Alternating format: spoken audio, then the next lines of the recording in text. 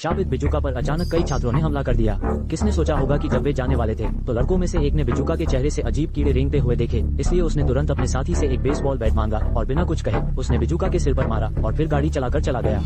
अप्रत्याशित बात यह थी कि नशे में धुत सांग बियाओ रात को फिर से मकई के खेत में आया और बिजुका पहले से ही उस पर नजर गड़ाए बैठा था।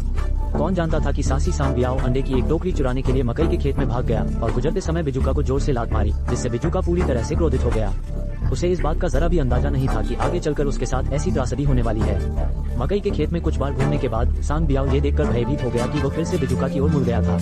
इस समय उसने अपने आप पर पूरी तरह से दबाव डाला था। जैसे ही वह जाने वाला था उसने पाया कि पेड़ के खंभे से बंधा बिजुका गायब हो गया था और मकई के खेत में अचानक एक छाया उभर आई। बिजुका चमत्कारिक ढंग से पुनः जीवित हो गया। इस क्षण सांग बियाओ को तुरंत होश आ गया और वो अपनी जान बचाने के लिए बेतहाशा भागने लगा। लेकिन शापित बिजुका उसे जाने देने का कोई इरादा नहीं रखता था। जीवन और मृत्यु के इस महत्वपूर्ण क्षण में सांग बियाओ को एक गोबर कांटा से ठोकर लग गई। ऐसा लगता है कि आज रात का स्पष्टीकरण यही समाप्त हो जाएगा। उसने तुरंत जमीन पर पड़ा गोबर कांटा उठा लिया और फिर अगले ही पल अप्रत्याशित रूप से बिजुका ने गोबर का कांटा छीन लिया और सीधे दुश्मन को मार डाला।